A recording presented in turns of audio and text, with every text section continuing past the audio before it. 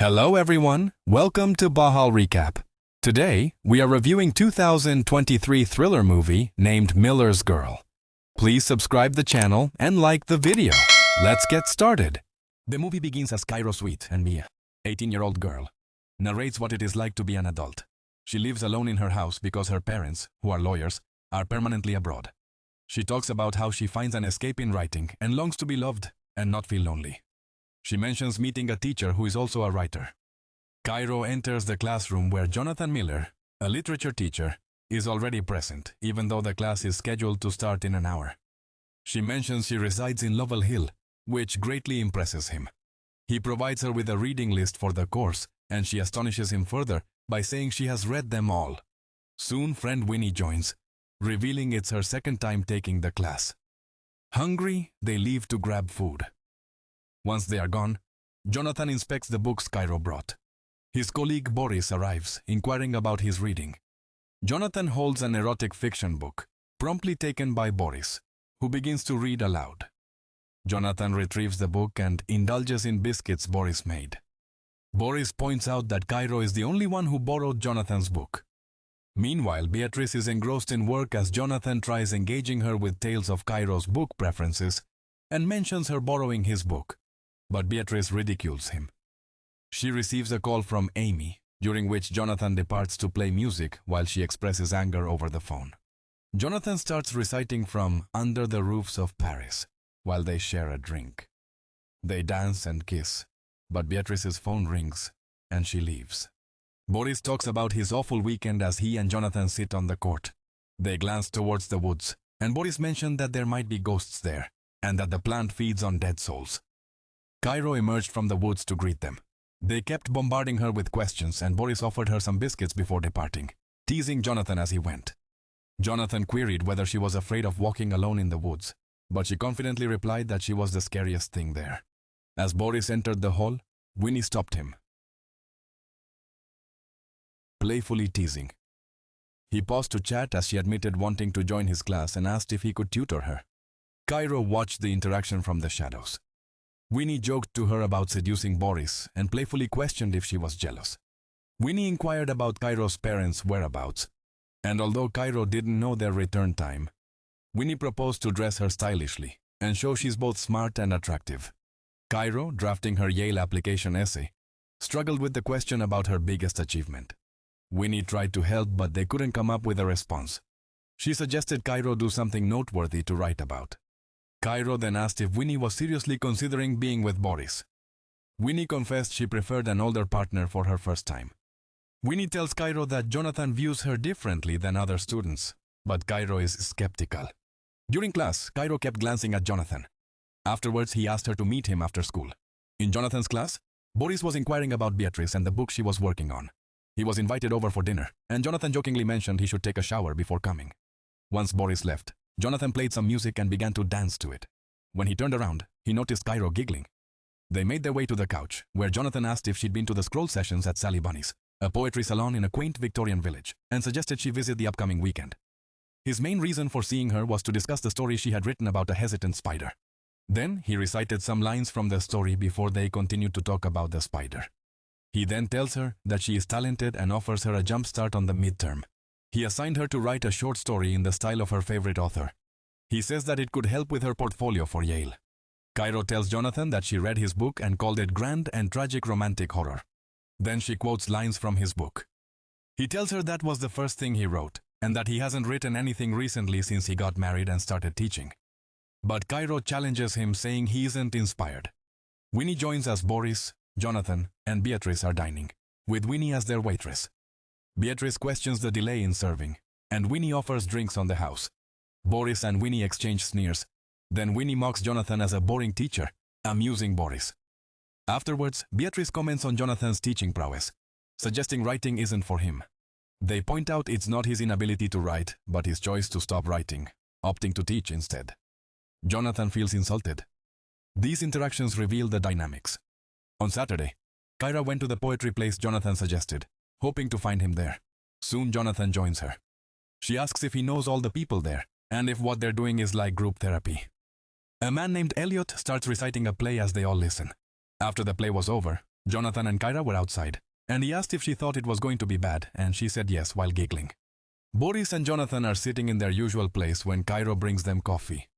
Boris offers her a biscuit he made, and she suggests that he sells them to raise money for his team, and that she will help with Jonathan. In school, Jonathan gets a text from Beatrice, suggesting that they go on a trip for the weekend. Cairo and Winnie went by Jonathan's class to find him hurrying to leave. He tells them about the trip with his wife. Cairo asks him for approval on the rider she chose for the midterm. They talked for a bit, and he left. Winnie starts mocking Cairo for the way she talked to Jonathan while getting on his desk, and Boris walks in on them talking about it. He says he agrees with the biscuit baking idea and asks them both to help. Winnie stops him and asks for his number to make it easier and faster. After getting Boris's phone to call Cairo, she puts it in her chest and is about to leave, but Boris takes it back. Jonathan is waiting for Beatrice to finish up when he gets a call from Cairo on her phone. He happened to have her phone in his bag, and she called to ask him to drop it off at her place. By the time he gets there, it is raining, and he asks Cairo to come to his side, where the rain is pouring before they kiss. Cairo is in her house watching TV and reminiscing about what happened, while Jonathan is sitting at home with Beatrice. Beatrice apologizes for canceling their vacation because of work. After receiving the midterm assignment from Cairo, he went outside and started reading it. What she wrote was an intimate story that was portrayed by them. Jonathan starts to please himself while reading the story. On Monday, Cairo waited for Jonathan in his class, and he walked past her after greeting her coldly. He tells her that she needs to choose another author because her story is inappropriate. He asks her why she chose those materials, and she responds that it's about them. She tries to clarify that the story suits different aspects, but he's adamant she should write a new story by a new author. Cairo tells him to quit treating her like a stranger and clarify his meaning. He insists on a rewrite, warning that he might fail her midterm if she doesn't comply. He confesses feeling foolish and calls her a child. She retorts, critiquing his writing as bad, labeling him a nobody, impotent and mediocre, while crying, daring him to fail her. Cairo leaves. Heartbreak is like a car crash. Cairo went home and drank while crying with Winnie by her side. Jonathan gets home and tells Beatrice he had a bad day, to which she offers him a drink. He tells her about the conversation he had with Cairo and the story she wrote. Beatrice excitedly asks him to show her the story. After reading it, she makes Jonathan say how Cairo described him in the story. Cairo asks Winnie to distract her, and she asks her to text Boris, saying she's drunk and what he is doing. Jonathan keeps on reciting the lines from Cairo's story as Beatrice takes his hand and makes him touch her. They stopped making out when they saw Boris Knox come in. Winnie tells Cairo she wants Boris to like her and hopes he'll sleep with her. Cairo urges her to tell Boris they're together and doing what girls do when alone at night. Beatrice notices Boris smiling at his phone, asking who he's texting. But he keeps it secret. He tells Winnie to go to bed. Cairo, upset, asks Winnie to remove her shirt to make out for Boris.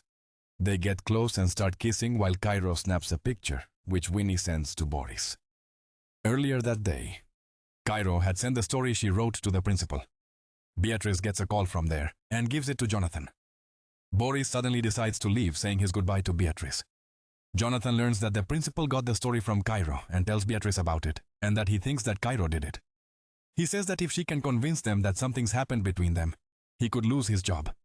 Beatrice asks if something happened between them as teenagers, which is very dangerous, and if he should know what he's doing. The next few days, Cairo didn't show up to school, and Winnie looked very sad. She asked Jonathan if he'd seen her, but he coldly says he didn't. Cairo and Jonathan are being questioned by the principal, Joyce. Cairo tells her that he gave her the midterm assignment in advance, and that they used to meet before, during, and after class to talk about literature. She said that he was impressed that she knew who he was. Jonathan tells Joyce that Cairo is very talented and that he gave her mentorship as she is better than the curriculum. Jonathan claims that they know each other, as is appropriate for a student and a teacher. He mentioned the time he went to her place to give her phone back and the vacation he and Beatrice were supposed to go on. He said that he didn't touch her and that when she sent the story, he told her it was inappropriate for school. He realized that there was nothing he could say to defend his position. Boris asks Jonathan if he's in love with Cairo before he tells him that he can't identify the line, and that's why he crosses it. Then they get into an argument and Boris leaves. Jonathan confesses to Beatrice that he's suspended, but soon they get into a fight where it escalates and gets personal. Jonathan calls Beatrice an alcoholic. She tells him he's boring, which is why she drinks. That was the start of their fight. Winnie goes to see Cairo and asks what she's doing to Jonathan. Cairo tells her that she's testifying against him in front of the school board because he underestimated her. Winnie tells her she will testify against her, but Cairo blackmails her with the evidence she has of her and Boris. Cairo tells her that this is her greatest achievement. The movie ends as Cairo stands on her bed, reading her essay about her and Jonathan, as we see Jonathan losing his job, Boris and Winnie walking past each other as strangers, and finally Cairo finding Jonathan and crying as she sees him in school. Even though she's hurt, she says that she believes what happened has shaped her into something new, a hero, a villain, and a writer.